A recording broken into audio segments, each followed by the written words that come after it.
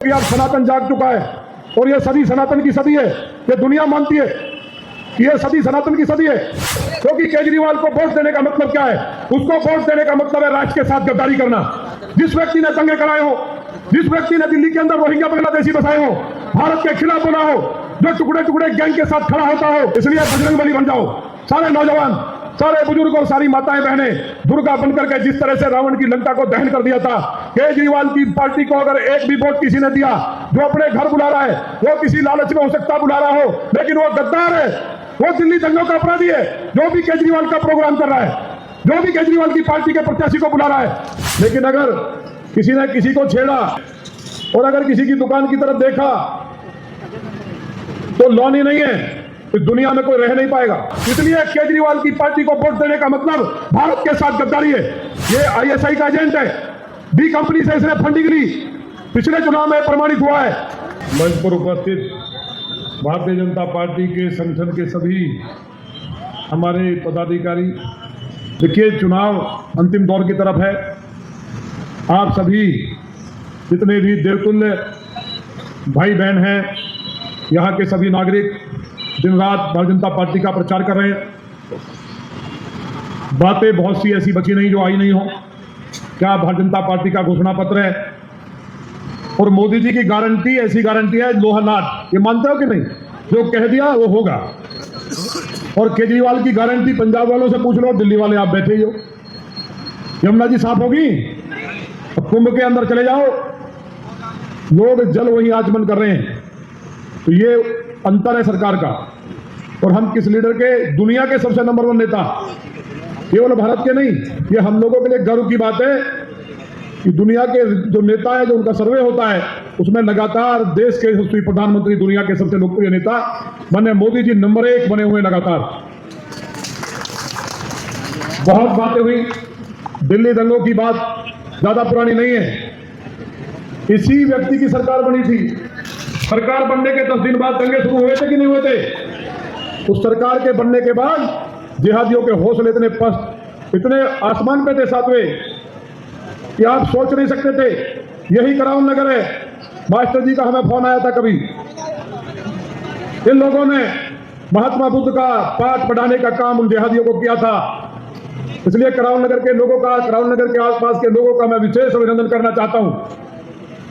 नौनी के अंदर हमने कह दिया था, वहां तो एक बड़ी आबादी है। हमारे विधायक बनने से पहले आप लोग मानते थे कि वो पाकिस्तान है, क्या बोलते थे? मिनी पाकिस्तान। 6 लाख की आबादी है, एक आध नहीं है। इतनी आबादी कराउन नगर से लेकर सीरमपुर तक नहीं है, उतनी आबादी अकेले लौनी में रहती है। हमने कहा था हम किसी के खिलाफ नहीं है, लेकिन अगर किसी ने किसी को छेड़ा, सीए पे जो दंगा हुआ 2020 में, और अगर किसी की दुकान की तरफ देखा तो लॉनी नहीं है, इस दुनिया में कोई रह नहीं पाएगा। ये वो इलाका है। आप लोग उन पूर्वजों के वंशज हैं जिन्होंने तैमूर लंग जैसे राक्षस को मारने का काम किया था। याद है कि नहीं? ये वही लॉनी है। इसी लॉनी में युद्ध हुआ था। 1.25 लाख लोग जो जिनको बंधक बना के लाया था, उनका कत्ल कर दिया था यहाँ तैमूर ने। उसको खदेड़ने का काम, उससे आगे जाकर के हमारे 36 बिरादरी के लोगों ने उसको मारने का काम किया था। तो हमने कहा कि लौनी के अंदर अगर गड़बड़ की तो सतपाल भाई बोले, मैंने कहा लौनी की गारंटी मेरी है। लौनी के लोग समझते हैं कि यहां दंगा करने का मतलब क्या है। दिल्ली के अंदर इतना भयावह सीन था जो अभी सभी भाइयों ने बताया। बताइए, 468 घाव चाकू मारना, क्या सोच रही होगी? 468 कोई अंग बचा होगा क्या? दिलबर नेगी के बच्चे को जो काटा गया, और उसके बाद उसको काटने के बाद भी इन राक्षसों को, जिहादियों को यह नहीं लगा, उसको भट्टी में डाल दिया गया, जलती हुई में तरफ करने के लिए मजबूर किया गया। एक कांस्टेबल को मार दिया गया। रतनलाल को याद है कि नहीं? हमारा भाई था जो आपकी रक्षा के लिए खड़ा था। दिनेश कटीक जो हमारे दलित समाज का भाई था, उसका कत्ल किया गया। उसके बाद हर हर महादेव करते हुए आप लोगों की भुजाएं फड़कने लगी और जिहादियों को रगड़ रगड़ के यहां से भगाने का काम किया गया दिल्ली में। लौनी के लोगों ने, ये मीडिया वाले खड़े हैं, कहना नहीं चाहिए, लौनी के लोगों ने हनुमान चालीसा का पाठ शुरू किया और दिल्ली के दंगाई दिल्ली से भागते हुए जमुना जी के कूदने के लिए जमुना जी में डूबने के लिए मजबूर हुए थे। इसलिए हमारा आपका रिश्ता बहुत गहरा है, क्योंकि लौनी और करावन नगर में कोई अंतर नहीं बता सकता है क्या? मैं अगर विधायक हूं तो आपके कारण हूं। सारे जितने भी नौजवान, जितने भाई बहन हैं, अगर कोई हमसे नाराज होता है तो उसको जाकर के समझाने का काम करते हो कि हो सकता है कि कोई किसी की राम राम ना ली हो। हालांकि ऐसा कोई माइकल लाल नहीं कह सकता कि मेरे यहां गया, चाहे दिल्ली का कार्यकर्ता है, लौनी का है, उसका सम्मान नहीं हुआ हो, उसको चाय नाश्ता करा के उसका काम तत्काल नहीं हुआ हो। करावन नगर के जब से मैं चुनाव प्रचार में आया हूं, ऐसे सैकड़ों कार्यकर्ता मिले हैं कि सर आपके कारण इतना फायदा हो गया, आपके कहने से ये काम हुआ, हमारी जमीन को भूमाफियाओं ने कब्जा कर रखा था, वो खाली हुई, तो बहुत अच्छा लगता है कि कम से कम मेरे द्वारा आपने अगर आशीर्वाद दिया था। तो ये सच्चाई है। दिल्ली का कोई भी कार्यकर्ता, कोई भी वर्कर अगर मेरे पास जाता है तो मुझे लगता है कि मैं इन्हीं के कारण यहां बैठा हूं, क्योंकि लौनी के और दिल्ली के कार्यकर्ता, या तो लौनी के लोगों का काम यहां है, या करावन नगर के, मुस्तफाबाद और हमारे आसपास की विधानसभाओं का काम कुछ ना कुछ लौनी में रहता ही है। आप बताओ, अभी केजरीवाल की सरकार थी, मैं जब इस रोड से आता हूं इतने गड्ढे हो गए इस मेन रास्ते में, और जब आप लौनी में जाते हो तो रोड कैसा है? करावन नगर से निकलते ही सब्जी मंडी से आगे मेरी सीमा शुरू होती है, रोड चकाचक बना हुआ है कि नहीं? और दूसरी बार बनवाया, थोड़ा बहुत जब टूटा भाई रोड होता है, हल्का फुल्का थोड़ा लगा मगा, करावन नगर वाले आएंगे तो कहीं ना कहीं उन्हें गड्ढे ना होने चाहिए। तो मेरा कहना यह है, ये चुनाव जो हम लोग घोषणा कर रहे हैं वो तो गारंटी है, लेकिन ये बेवासुर संग्राम चल रहा है। दिल्ली सबसे ज्यादा सुरक्षित है। दिल्ली के अंदर 10 लाख रोहिंग्या और बांग्लादेशियों को बसाने का काम पहले कांग्रेस की सरकार ने किया। अरविंद केजरीवाल के 2 विधायक लगातार ट्रेन के माध्यम से दिल्ली के अंदर बांग्लादेशी और रोहिंग्याओं को बसाने के लिए, लगातार नए वोट के लिए, इतना बड़ा दुष्कर्म, इतना बड़ा दुष्पाप, इतना बड़ा कुकृत्य कोई धरती पे नहीं कर सकता अपने देश के साथ कि बाहर के रोहिंग्या बांग्लादेशी आतंकवादियों को वोट के लिए दिल्ली के अंदर बसाया हो। आप बताइए, मैंने जब पकड़वाया, आपने देखा होगा सारे टीवी चैनल पे चला था कि वो वोटर कार्ड उनके पास दिल्ली का, राशन कार्ड दिल्ली का, आधार कार्ड दिल्ली का, और जब कोई सनातन धर्म को मानने वाले हमारे बहन भाई राशन कार्ड बनवाते, उसके राशन कार्ड को रोकने का काम किया गया। जब वो पकड़वाए गए, उन्होंने बताया ये बात कि 2 ट्रेन के माध्यम से लगातार हम किसी ना किसी रास्ते से, कोई पार्क नहीं बचा, कोई नाला नहीं बचा, कोई ऐसी जगह नहीं है। तो ये चीजें प्रमाणिक है, मैं ये नहीं कह रहा। उनके आधार कार्ड मैंने सारे चैनल को दिखाए थे, सारे अखबारों में छपा था। जो इस तरह का मुख्यमंत्री वोट के लिए यहां घुसपैठियों को बचा करके दंगा कराने का काम करता हो, क्या उसको वोट देना चाहिए? किसी को भी वोट देना चाहिए? और यहां कौन लड़ रहा है? जो लड़ रहा है उसमें कौन सा हुसैन है वो? उसको, अरे जो भी है, जिसने भी ऐसे व्यक्ति को यहां शरण दी, दिल्ली दंगों में 420B का मुकदमा, 120B का अपराधी, उस व्यक्ति को यहां टिकट देकर के क्या करना चाहते हैं केजरीवाल? ये भी उन्हीं की पार्टी का था सभासद, ओखला वाला। जितने भी दंगाई राष्ट्र विरोधी लोग हैं, क्योंकि उसके पीछे कारण है, ये ISI का एजेंट है, डी कंपनी से इसने फंडिंग ली, पिछले चुनाव में प्रमाणित हुआ है। हर बात का हिसाब होगा। देश के यशस्वी गृह मंत्री और दुनिया के जो हमारे सबसे बड़े लौह पुरुष और इंटरनेशनल सिक्योरिटी के मामले में सबसे ताकतवर गृह मंत्री माने जाते हैं, उन्होंने दिल्ली के अंदर सफाई शुरू कर दी है, तो केजरीवाल ने रोना शुरू कर दिया है। और वो हमारे पूर्वांचल और बिहार के भाइयों के ऊपर जिस तरह की टिप्पणी कर रहा है, एक एक भाई बहन ये तय कर लो, सारे नौजवान बजरंगबली बन जाओ, और माताएं दुर्गा और चंडी का रूप धारण करना पड़ेगा, और इन राक्षसों का अंत कर दो। सरकार को साफ करने का काम करो, क्योंकि केजरीवाल को वोट देने का मतलब क्या है? उसको वोट देने का मतलब है राष्ट्र के साथ गद्दारी करना।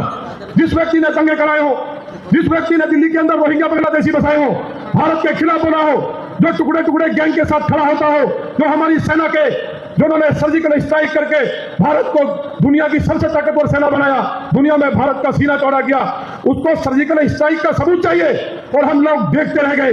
मैं तो आश्चर्य करता हूं, ये दिल्ली है जिसने हमेशा, जिनके पूर्वजों ने यहाँ लड़ाइयां लड़ी हो, उनके पूर्वज क्या एक पानी के बहकावे में पानी मिला भी नहीं, और ऐसे आदमी को चुनने का काम किया जो सबसे बड़ा राष्ट्र विरोधी है। इस तरह के राष्ट्र विरोधी गद्दार को चुनने का काम किया। इसलिए केजरीवाल की पार्टी को वोट देने का मतलब भारत के साथ गद्दारी है। भारत के साथ गद्दारी करने वालों को वोट देंगे क्या? वोट देंगे। इसलिए बजरंगबली बन जाओ, सारे नौजवान, सारे बुजुर्ग और सारी माताएं बहनें दुर्गा बनकर के, जिस तरह से रावण की लंका को दहन कर दिया था। केजरीवाल की पार्टी को अगर एक भी वोट किसी ने दिया, जो अपने घर बुला रहा है, वो किसी लालच में हो सकता बुला रहा हो, लेकिन वो गद्दार है, वो दिल्ली दंगों का अपराधी है, जो भी केजरीवाल का प्रोग्राम कर रहा है। जो भी केजरीवाल की पार्टी के प्रत्याशी को बुला रहा है, भारतीय जनता पार्टी मेरी पार्टी है इसलिए मैं नहीं कह रहा हूं। उसके अलावा यह बताइए, दिल्ली के अंदर लगातार हमारी बेटियों को काट करके फ्रिज में रख दिया गया, आपका खून नहीं खोलता? एक दिन किसी के घर नहीं गया। ये जो आप घटना दिल्ली जगहों की बता रहे हैं, कितने हमारे भाइयों के जिहादियों ने कत्ल किए, किसी को 10 पैसे नहीं दिए, किसी के घर नहीं गया। और हमारे यहां दादरी में गाय काटने वाला एक जिहादी मारा जाता है, उसके वहां जाकर के रोता है, उसको पैसे देता है। अखिलेश यादव जी यहां उसको समर्थन देते हैं, क्योंकि ये सारे के सारे कट्टरपंथी मुल्कों के पैसे पर पलने वाली पार्टियां हैं। क्या दुनिया में ऐसी पार्टी है जिसने अपने देश के अंदर अपने देश के लोगों पर हमला करने वाले, अपने देश में बम विस्फोट करने वाले लोगों को सरकार बनते ही पहली कैबिनेट में यह प्रस्ताव लाया कि जो आतंकवादी बंद थे जेलों में, उनको रिहा करने का आदेश देने का कैबिनेट में प्रस्ताव पास किया था अखिलेश यादव जी ने। कोर्ट को टिप्पणी करनी पड़ी कि इनको अभिनंदन करिए, रोक लगानी पड़ी। कार सेवकों पर गोली चलवाई, बेटियों के बलात्कार का समर्थन करते रहे, उत्तर प्रदेश को जंगल राज बना दिया, वो इनके साथी हैं। आज लगातार आप लोग देख रहे हैं चुनाव के अंदर वो व्यक्ति किस तरह की बातें कर रहा है, उसका लटका हुआ चेहरा देखते होंगे, उसको लग रहा है जो मैंने पाप किए हैं उसका एक एक का हिसाब देश के यशस्वी प्रधानमंत्री, दुनिया के लोकप्रिय नेता, क्योंकि जब हम अपने को नहीं छोड़ते, अगर हमारे यहां किसी ने गड़बड़ कर दी तो केजरीवाल उसकी बकरे की अम्मा कब तक खैर मनाएगी, बकरा की अम्मा कब तक खैर मनाएगी। इसलिए आप सब लोग एकजुट हो जाइए, ये चुनाव राष्ट्र का चुनाव है। अपने एक एक भाई बहन को समझाइए, जितने भी पड़ोसी हैं सबको समझाइए। नौनी के हमारे मंडल अध्यक्ष भाई जितेंद्र गुप्ता जी खड़े हो जाओ, उनके लिए भी आप स्वागत कर दो, अभी अध्यक्ष बने। ये हमारे सारे कार्यकर्ता कल आपके साथ बैठक करेंगे, बैठक करके नौनी का एक एक कार्यकर्ता की भुजाएं फड़क रही हैं। ये कह रहे हैं कि दिल्ली दंगों में जिसने हमारे भाइयों को रिंकू शर्मा से लेकर के तमाम लोगों को मरवाने का काम किया और जहां घरों को जलाने का प्रयास किया, हमारी भुजाएं फड़क रही हैं कि हम कार्यकर्ताओं को कोई काम चाहिए। जब इतना बड़ा पुण्य का काम हो रहा है तो मैंने इनसे आज बात की कि भाई हमारे यहाँ संगठन का मामला है, पार्टी से बात करके आपको जिम्मेवारी जरूर दी जाएगी। इन्होंने कहा गिलहरी का जैसे वहां राम सेतु बनाने में जो योगदान था उस तरह का ही कुछ हमें काम मिल जाए। हमने कहा पूरा काम मिलेगा, आप लोगों को पूरा काम मिलेगा। केजरीवाल की जो सरकार है, जो उसने इतना बड़ा पाप किया और अपनी महिलाओं का अपमान, इससे ज्यादा कौन कर सकता है। मुख्यमंत्री को कहा काम चलाओ, मुख्यमंत्री पढ़ा था आपने नहीं, तो ये हालात बना दिए गए हैं। आपसे मुझे उम्मीद है कि आप बहुत शानदार कार्यकर्ता हैं। एक एक यहाँ के सभी जितने भी बुजुर्ग हैं, आप सबने अपनी भूमिकाएं तय कर ली हैं। जिस तरह से 1857 की क्रांति में हम लोगों ने एक एक ने तय कर लिया था कि अंग्रेजों को भगाना है, कोई कहने के लिए नहीं गया था, कोई कहने नहीं गया था, एक एक व्यक्ति ने तय कर लिया था कि अंग्रेजों को भगाना है, मारना है, खदेड़ना है, इनको भारत से भगाना है। उसी तरह से आप लोग भी पूरी तरह से शक्ति के साथ आप लोग खड़े हो जाइए। एक एक जगह एक कोई घर ना बचे, क्योंकि कपिल मिश्रा बनने के बाद आपको ये लगेगा जिस दिन कपिल मिश्रा चुनाव जीतेंगे कि सबसे बड़े अगर आपने कोई काम किया हिंदुस्तान के अंदर तो वो काम आपने कपिल मिश्रा को जिताने का काम किया है। कपिल मिश्रा कोई साधारण कार्यकर्ता नहीं है। जब भी किसी बहन के ऊपर आफत आती है, कोई भाई मारा जाता है जिहादियों के द्वारा, कोई दिक्कत होती है, तो कपिल मिश्रा आपके बीच में खड़ा होता, और खड़ा ही नहीं होता, आर्थिक मदद करने का भी काम करता है। करते हैं कि नहीं करते? हाथ उठा के बताओ। तो ये बताइए, आज से एक प्रतिज्ञा और करो, केवल 4-5 दिन का चुनाव है, करेंगे? ये प्रतिज्ञा करिए कि आज के बाद अगर हम कोई काम करने जाते हैं, कोई ड्यूटी है, हम आपके शाम को केवल 3 घंटे मांग रहे हैं। संगठन के सारे जितने योद्धा बैठे मंच पे, बहुत शानदार संगठन कराओ नगर का सतपाल भाई, एक एक योद्धा आपके बीच में जा रहा है, लेकिन क्योंकि ये लड़ाई देश को बचाने की लड़ाई है। जिस तरह से अंग्रेजों को खदेड़ा, अगर केजरीवाल की हालांकि सर्वे में अभी तक 7 सीटें आ रही हैं कि भारतीय जनता पार्टी 7 सीट जीत रही है, अगर यही लहर और आंधी चलती रही तो जो लोगों ने भरोसा किया था कि केजरीवाल कट्टर ईमानदार है, ये भरोसा किया था और वोट दिया था, आज एक एक व्यक्ति को पता चल गया है कि केजरीवाल कट्टर बेईमान है और पूरी तरह से राष्ट्र विरोधी आतंकवादी गतिविधियों में लिप्त है, जो ISI से लेकर के डी कंपनी तक का फंडिंग लेकर के और दिल्ली को बर्बाद करने की साजिश रच रहा है। उसके आने के बाद पंजाब के हालात देखिए, खालिस्तान के नारे लग रहे हैं, देश को तोड़ने का प्रयास हो रहा है, कल ही जुलूस निकाला गया है। तो ये आप सबके सामने एक एक बात है। इसलिए सब कार्यकर्ता मिल करके घर घर डोर टू डोर जाएं और ये सोचिए कि भारत को अगर अखंड भारत बनाने का काम किया है धारा 370 किसने हटाई? कोई सोच सकता था? हमको भी उम्मीद नहीं थी। हम लोग जब 2011 में अनुराग ठाकुर जी के साथ कश्मीर में गए तो वह गिरफ्तार हुए और छुप करके तिरंगा फहराया गिरफ्तारी में, तो लोग मार डालते। वो बोलते थे कि ये इंडियन है, ये भारत के लोग। हमने कि तुम कौन हो? बोले जी हम कश्मीरी है। ये हमारे साथ होता था। जो डॉक्टर श्यामा प्रसाद मुखर्जी जी का सपना था, वो कश्मीर को भारत माता के मुकुट को लाने का काम किसने किया? मैंने मोदी जी ने और अमित शाह जी ने किया कि नहीं? भारत की सीमाओं को मजबूत करने का काम देश के यशस्वी रक्षा मंत्री मैंने राजनाथ सिंह ने किया। राजनाथ सिंह जी ने क्या किया? वो जब गए बॉर्डर के ऊपर तो उधर से गोलियां चल रही थी। उन्होंने कहा ये कहां की आवाज है? सैनिकों ने कहा सर पाकिस्तान के लोग गोली चला रहे हैं। तो मैंने राजनाथ सिंह जी ने पूछा आप लोग क्या कर रहे हैं? बोले सर कोई आदेश नहीं है दिल्ली से। तो ये भारतीय जनता पार्टी का करैक्टर हो सकता है। मैंने राजनाथ सिंह जी जो भारत माता के शेर हैं और जिन्होंने रक्षा मंत्रालय के साथ तमाम मंत्रालय और हमारे राष्ट्रीय अध्यक्ष रहे हैं, उन्होंने कहा मेरा आज से ही आदेश है कि अगर इधर से गोली चलती है पाकिस्तान से तो इस गोली का जवाब गोले से देना चाहिए। और पाकिस्तान की आज हिम्मत नहीं है, कंगाल हो चुका है। बांग्लादेश के अंदर जो हालात हुए, अगर सरकार हमारी नहीं होती तो हालात क्या बिगड़ते आपको अंदाजा नहीं है। हिंदुस्तान के अंदर गृह युद्ध हो जाता। पूरी योजना थी। राहुल गांधी क्या कर रहे थे? पूरा बांग्लादेश के अंदर जो हिंदू कत्ल हुआ उसके लिए केवल कोई जिम्मेवार अगर एकमात्र व्यक्ति है तो वो राहुल गांधी हैं। उनके साथ बैठ करके वो योजना बनाई जाती है अमेरिका में और बांग्लादेश में दंगे कराए जाते हैं, हजारों बहनों के बलात्कार हो जाते हैं, हजारों भाई कत्ल कर दिए जाते हैं। तो पूरे देश के सामने ये हमारा भाग्य है कि आज भारतीय जनता पार्टी हिंदुस्तान में राज कर रही है। भारतीय जनता पार्टी आपकी सेवा कर रही है। नहीं तो आप ये बताइए वक्फ अधिनियम जो वक्फ ऑर्डिनेंस सुना आपने? वक्फ संपत्ति का अधिनियम, उसमें आपकी अगर जमीन को ये कहा जाता कि ये जमीन वक्फ की है, आपके मकान को कहा जाता तो उसका मुकदमा भी वक्त में चलता और सुनने वाले जिहादी होते। मालूम है कि नहीं? उसको रोकने का, उसके लिए बिल लाने का काम किसने किया? हम लोग उत्तर प्रदेश में थोड़ा सा बटे तो दिल्ली में कहीं ना कहीं आज कुछ सीटें कम होने के कारण हमको जेपीसी में भेजना पड़ा। इसलिए दिल्ली में चूक मत कर देना कि कहीं कमी रह जाए, क्योंकि ये जो तमाम जितनी भी मजारे किले, जितनी वक्त की संपत्ति बताई जा रही है, ये सब क्या है? ये सारी की सारी जमीन आप लोगों की है। ये जमीन उन लोगों की है जिन्हें वक्त की संपत्ति बताते हैं। आप बताओ 1500 से पहले कोई वक्त नाम की चीज नहीं थी दुनिया में, ठीक है?